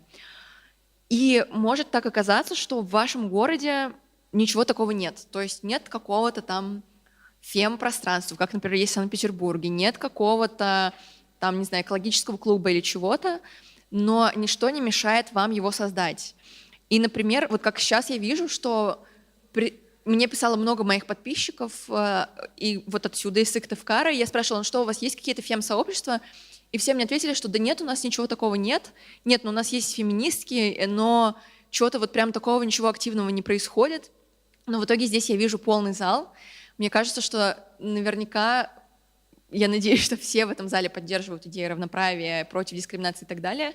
Конечно, всегда оказывается какая-нибудь пара человек, которые не поддерживают, просто пришли посмотреть. Но, тем не менее, я вижу, что тут сюда пришло много людей, а значит, запрос на то, чтобы развивать сообщество, есть очень сильный.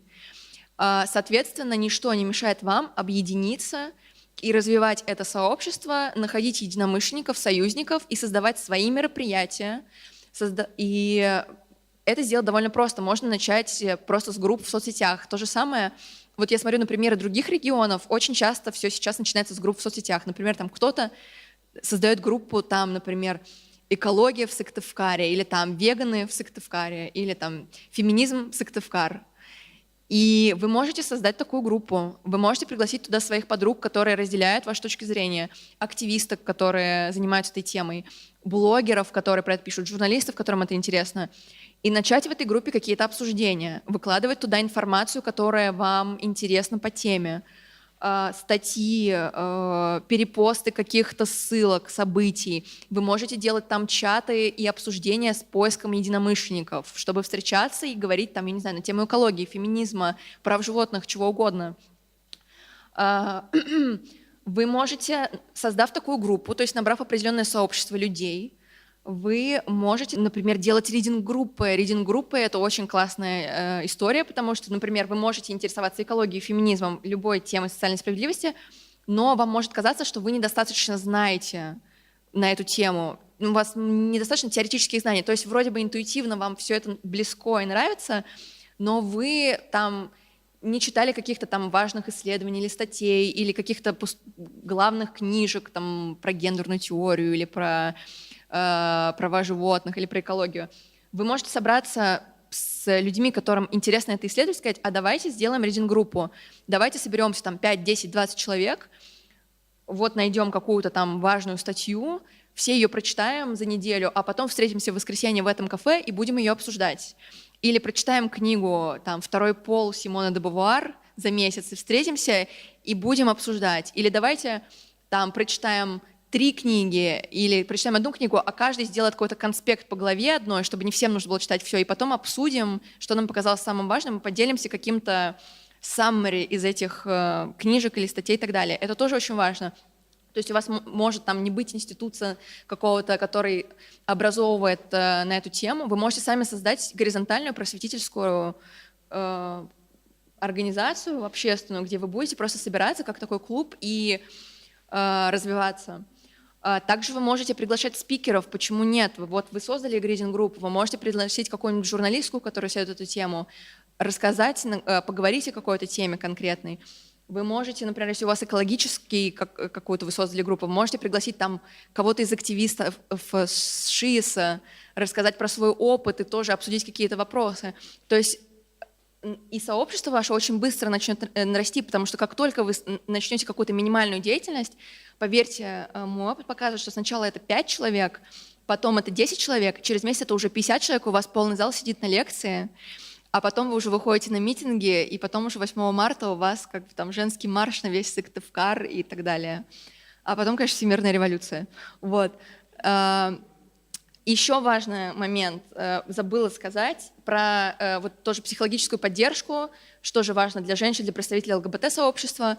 Но вот, как я выяснила, здесь активно работает российская ЛГБТ-сеть в Сыктывкаре, и это очень хорошо. С ними тоже, допустим, мне кажется, можно сотрудничать и делать какие-то публичные мероприятия, опять же, если это позволяет закон, если есть пространство, которое готово принять такое мероприятие. Что можно сделать, когда нет возможности получить психологическую помощь бесплатную? Можно собираться в группы поддержки.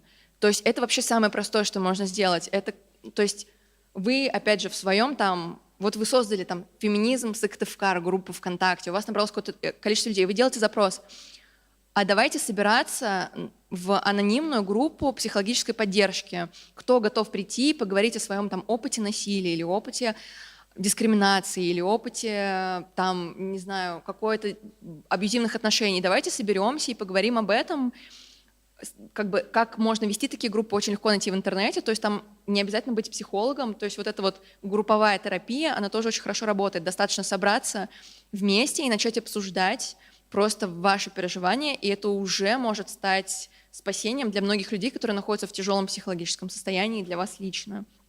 Вот. Потом уже на базе таких групп в соцсетях вы можете создавать активистские чаты организаторов.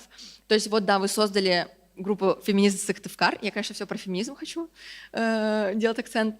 И вот у вас там появились активные самые какие-то. Всегда кто-то больше активен, кто-то меньше. И вы говорите, давайте, мы там уже хотим делать какие-то мероприятия. Давайте создадим отдельный чат для людей, которые готовы искать площадки, придумывать темы, организовывать вот какие-то события, и вы уже собираетесь, и вот у вас уже есть какая-то организация, которая реально может делать ивенты, может делать фестивали, может делать митинги, или какие-то просто там, не знаю, создавать петиции, идти куда-то с документами, протестовать против чего-то. Вот. Так. Ну, в общем, да. Важно еще не стесняться запрашивать помощь у других регионов, у которых уже есть подобный опыт. То есть вы можете там никогда не делать ридинг-группу по, например, гендерной теории, у вас нет такого опыта, вообще не знаете, как делать ридинг-группы, но вы можете найти ридинг-группу в другом городе, в соседнем городе, например, и написать администраторам этой группы ВКонтакте, тоже сказать, слушайте, у вас классный проект, мы хотим сделать такую же ридинг-группу у нас в городе, поделитесь своим опытом, как это лучше сделать. И, скорее всего, люди поделятся, и это тоже очень важно. Потом вы сможете между городами тоже там ездить друг к другу, обмениваться спикерами и так далее. То есть важно еще налаживать какие-то межрегиональные проекты. То есть, например, да, там Республика Коми, куча населенных пунктов, куча городов. Можно пытаться взаимодействовать друг с другом, подтягивать кого-то из более маленьких городов. То есть не замыкаться на своем конкретном городе и своем комьюнити, а пытаться постоянно там взаимодействовать и с более крупными городами, и с маленькими городами, брать опыт у Москвы и Петербурга. Опять же, там, если вы действительно организовываете какое-то феминистское мероприятие или там по экологии, или почему угодно, социальная справедливость, и напишите кому-то из опытных людей в больших городах, типа Москвы и Петербурга, 100% вам никто не откажет в том, чтобы помочь поделиться с вами какой-то информацией. И поделиться опытом, помочь вам что-то организовать, рассказать, как это, с чего лучше начать. То есть не бойтесь писать людям, не бойтесь подсматривать за тем, как они это делают, и делать это у себя. Вот. У меня сел компьютер, но я успела все рассказать. Поэтому, если есть вопросы, можем перейти к вопросам. Готова ответить на любые вопросы. Поднимайте руку, и я буду к вам подходить, и вы можете задать вопрос. Ну ладно, начнем. Вообще большое спасибо, конечно, за все. Огромное спасибо за упоминание ЛГБТ. Вообще не только фем-повестки, но и вообще упоминание повестки ЛГБТ. На самом деле я хотел задать вопрос, но потом передумал. Мне хочется сказать кое-что другое. На самом деле у меня, как у представителя ЛГБТ на самом-то деле, есть, например, опыт ведения групп поддержки. И я могу им поделиться. Вот, Если супер. вдруг у кого-то появится такая возможность или желание. Ну, там, я не знаю, фем-кружок может быть какой-нибудь, и им это нужно. Поэтому я здесь. Многие знают, как меня зовут. Вячеслав я. Вячеслав. Ладно. Меня найти можно очень просто. Я Вячеслав Слюсарев, контакт, Facebook, 7/7, да, и все прочее. Спасибо. Вот видите, как это работает? Это уже начинает работать. То есть если вы хотите начать развивать сообщество, для этого не нужно много, потому что уже я уверена, что среди аудитории есть куча людей, у которых есть какой-то опыт, и они могут уже начать друг с другом делиться, вы можете начать друг с другом делиться и уже что-то создавать.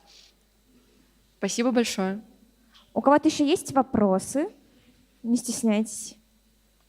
Можно руку... Да.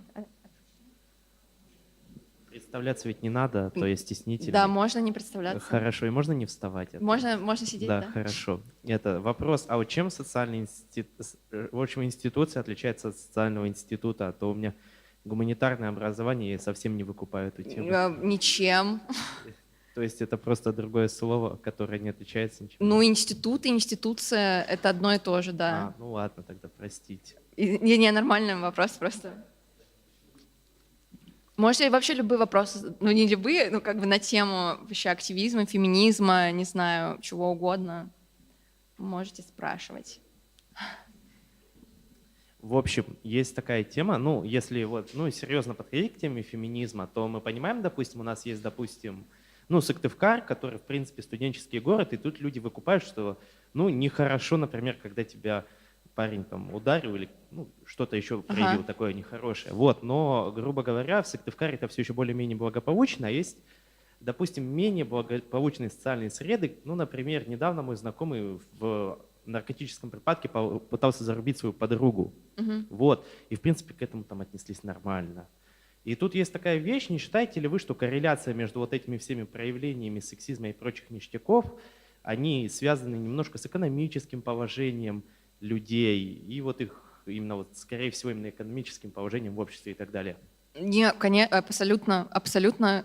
Вообще, как бы люди начинают говорить о там, равных правах для мужчин и женщин, о правах меньшинств и ЛГБТ, как бы когда у них есть привилегия говорить об этом, когда у них есть время и ресурсы, чтобы задумываться об этом уровне социальных проблем. То есть, когда люди живут там в маленькой деревне, когда у них первостепенная приоритетная проблема — это чтобы заработать достаточно денег, чтобы оплатить свое жилье и купить достаточно продуктов там своей семье, своим родителям или там своим детям, то тут вопрос про как бы социальную справедливость, равные там гендерные права, права ЛГБТ-сообщества. Как бы, ну, у людей немного, как бы у некоторых людей как бы стоит вопрос выживания в первую очередь. Когда у людей приоритетный вопрос выживания, тупо платить по счетам и покупать себе еду и иметь возможность получить какую-то медицинскую помощь, тут понятно, что как бы сложно от людей ждать какого-то вовлечения вот в такие как бы вещи, там, как вопросы гендера, гендерного насилия и так далее. Хотя, опять же, как бы ну, то есть есть еще такой стереотип о том, что миф, что якобы, опять же, насилие домашнее, оно происходит среди каких-то очень неблагополучных людей, то есть среди там бедных людей или среди необразованных людей, или там среди людей там, с наркозависимостью или алкозависимостью, но на самом деле нет. Там гендерное насилие, оно происходит во всех слоях общества, и среди очень богатых людей, среди очень образованных людей, среди очень известных людей. Это вообще никак не связано с этим. То есть, но то, что люди задумываются об этом больше, когда у них как бы вот это вот решена хотя бы на каком-то уровне экономическая проблема, это факт. Но, опять же, как бы если там насилие происходит в каком-то неблагополучном регионе или в регионе, где у людей очень низкий доход, это не значит, что об этом насилии не нужно говорить. То есть вот как бы ваш пример, вы говорите, там, всем показалось, что это нормально. А кому всем? Наверняка не всем. Наверняка куча людей подумали, что за жесть вообще. Но почему они не сказали об этом? Была ли у них возможность об этом сказать? Или они побоялись об этом сказать? Или они подумали, что если они об этом скажут, у них будут какие-то проблемы? Или они не знают, как об этом говорить? Но, возможно, вы знаете, как об этом говорить. И вы как раз можете стать авторитетным мнением для них. И вы как раз можете быть тем человеком, у которого есть привилегия поднять эту тему, начать об этом разговор. И вот это то, о чем я говорила, использовать свои привилегии для того, чтобы помогать людям решать какие-то проблемы, для того, чтобы начинать говорить о каких-то проблемах, о которых до вас в каком-то сообществе никто не говорил. То есть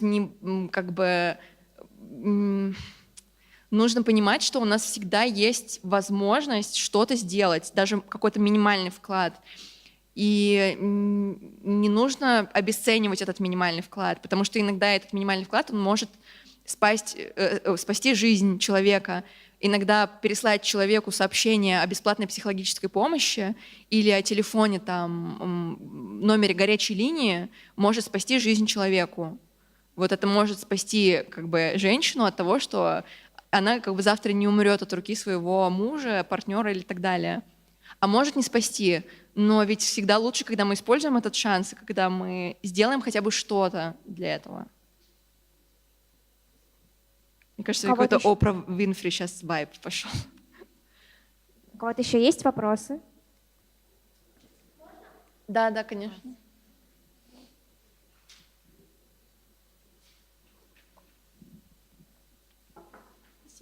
А не считаете ли вы, что насилие — это личностная история?